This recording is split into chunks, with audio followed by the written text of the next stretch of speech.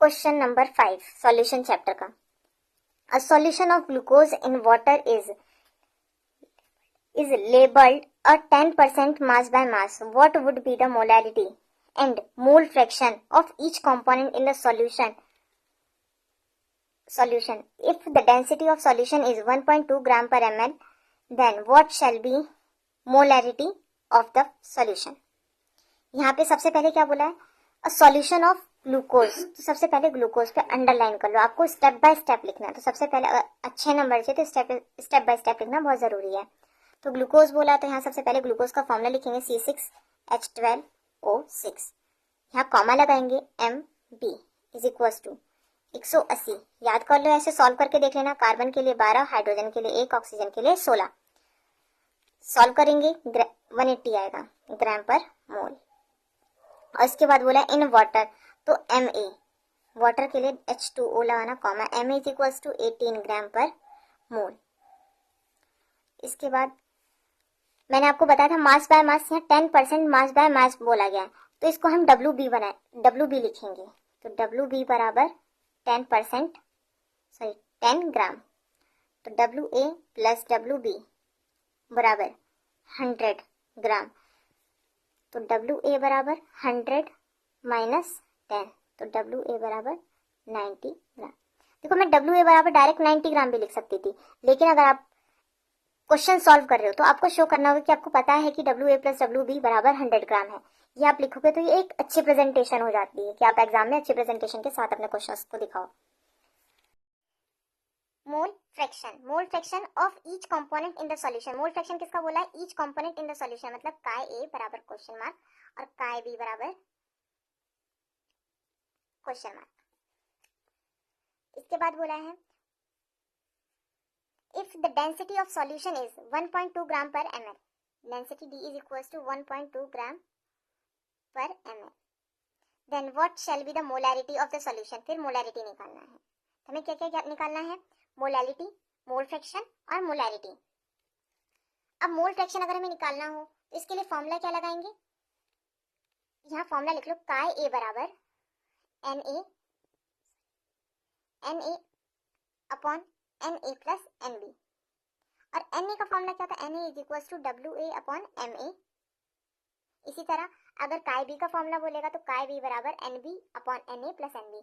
और Nb का निकालना है नंबर ऑफ मोल, Na का मतलब NB is equal to WB upon MB। Formula लिखेंगे Na बराबर, काय निकालने के लिए हमें सबसे पहले Na और NB पता होना चाहिए, तो Na निकालेंगे Na बराबर WA अपॉन Ma। ये ग्राम में होना चाहिए। और एक बात ध्यान रखना, ये जो A है ये सफिक्स में लिखा गया है और ये भी सफिक्स में लिखना है A, ठीक है? कहीं आप इस तरह से लिख दो कि M और फिर A, ये गलत हो जाएगा। WA upon MA is equal to WA कितना दे रखा है? 90 अपॉन 18। इसी तरह से NB बराबर WB upon MB is equal to 10 upon 180। साथ ही साथ क्वेश्चन नोट कर, सॉल्यूशन नोट करते रहो। मोलालिटी का फॉर्मूला क्या होता है? WB अपॉन, सबसे पहले मोलालिटी पूछा था यहाँ पे, तो हम मोलालिटी का फॉर्मूला लगाएंगे। मोलालिटी का फॉर्मूला क्या होता है? एक अलग पेज पे नोट पे, जो मैंने बताया कि आप जब भी फॉर्मूला लिखो एक नोट पे अलग से नोट करते रहो, अलग से पेज पे या फिर अलग डायरी ले लो फॉर्मूले के लिए, उस पर लिखते रहो। तो molality small m is equal to WB upon MB into WA in kg। याद रखना यहाँ पे मास ऑफ सॉल्वेंट जो है किलोग्राम में है और सॉल्यूट जो है वो ग्राम में है।